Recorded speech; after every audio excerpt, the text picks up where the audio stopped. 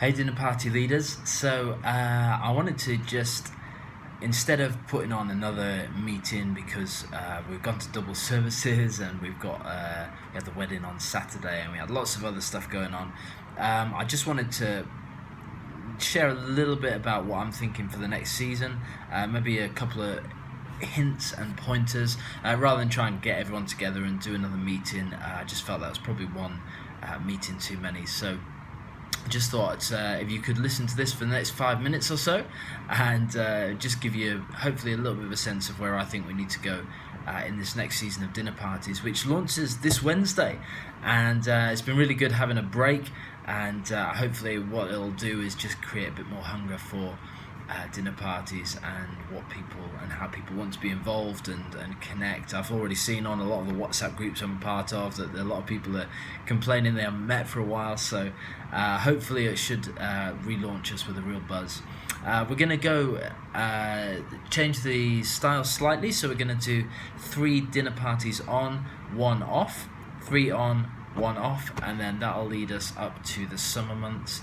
And hopefully that just means that there's a little bit more of a rhythm to it, a little bit more of a routine, and that you as leaders won't get too tired, and you'll have a good sense of what your expectation is and how the structure will look in this next season. So obviously we've gone to double services, and I think for me, obviously the reason we've gone to double services, not just for me but for everyone, hopefully it's quite obvious that it's because we want to double our capacity.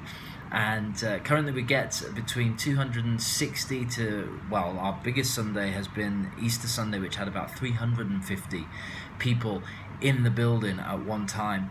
And so really what we can do, by going to double services, we can double our capacity to around 550 people in church on a Sunday morning, which is very exciting, particularly since that this new building doubled our capacity from the last building. So I believe our last capacity was about 140 people in the auditorium at full capacity, and here it's just over 220. So it's exciting. It means we're growing. It means that changes are happening. But it also does have a knock-on effect for dinner parties, because I guess as church doubles, as Sunday morning doubles, the assumption then is that also our dinner parties will double. And as our dinner parties double, it means that we need to double our leaders, double our venues, and just double our capacity, because dinner parties really are the key place that we care for people. They're the funnel that we push everyone into. Anyone who comes on a Sunday morning, anyone who's new, the priority one really is to get them into a dinner party, to get them into a community of people who can help each other and strengthen each other. And so what it means is that you as a dinner party leader now need to really kind of step up in terms of leadership development, in terms of giving people responsibilities, giving people roles, starting to really spread the load of your dinner party. And really just to give you a little bit of an insight, I think really for us, I guess as a church, we don't ever want to maybe meet as one service with hundreds and hundreds and hundreds of people, because we do want to make sure that we still keep that community aspect to things. And so we want to, I guess our next expansion after going to double services will probably be to do an extension service. And at the minute, my thinking is that will be around the East Legon region. And the reason really for that is that simply that we have currently 4 dinner parties in East Legon. That's the biggest number of dinner parties in a certain area because we have the most people there. And so that's kind of the natural way we will expand church, is that when we have 4, 5, 6 dinner parties in an area that are thriving, that already have, say 10, 12 people in each, you've already then got a church in that area of around 70, 80 people even. And so what I'm hoping is that through dinner parties, they will be a bit of our strategy for growth, really. Because if we can develop in dinner parties, if we can develop hosts, people who are good at hospitality, we can develop teachers, people who are good at facilitating discussion, who know the word, who can bring out truths from the word and engage people in the word. If we can create people who are good at providing food, people who can really step up in prayer, people who can coordinate the night, who can do the reports, all that kind of thing.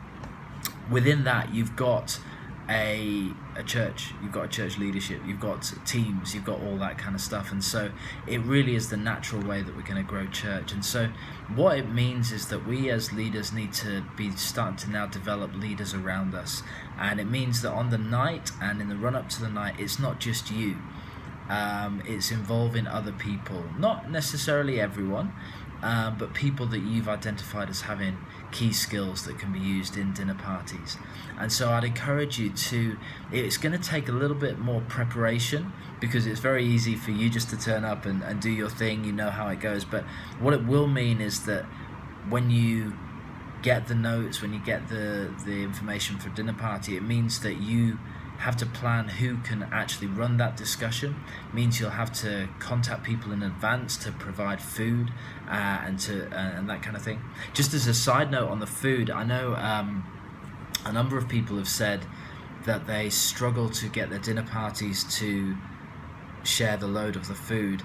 I would just encourage you, one thing I see quite often is a group text that says, hey, can anyone bring food tonight?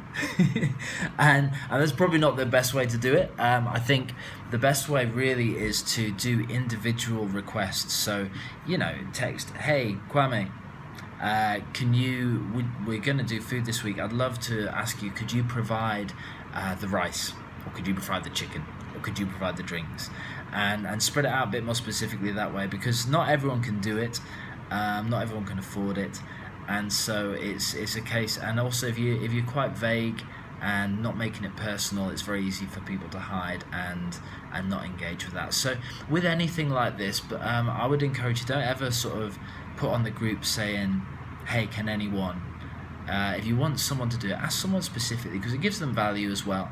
It shows that you actually think they're up to that task, that you're up to a role, that you see some sort of responsibility or leadership in them. And so make sure that you really do make specific requests of people. And really at the end of each dinner party block, I'll kind of ask for a little bit of a report, just to say, hey, who is coming through, who are the people that are really shining in different areas, who's good at hosting discussion, who always provides the food, who's a good host, who has a potential. Because we want to really make sure that we are making space for as many people as possible. That's one of the reasons we've got Emmanuel is going to be running a Sunday afternoon dinner party, largely because it's just a trial, just to see, hey, look, one of the big problems with people getting to dinner parties is traffic. That's less on a Sunday. So can we find a solution in that? We've also started doing a Friday night dinner party at the church venue, because a lot of the students were saying that actually Friday night works well for them, and that dinner party's already started going, and it's seeing about 12 to 15 people each week that weren't coming on a Wednesday. So for me, the place and the time isn't the central thing. The central thing is that dinner parties are midweek gatherings across the city where we come together for prayer, unpack the word, share food, and build community.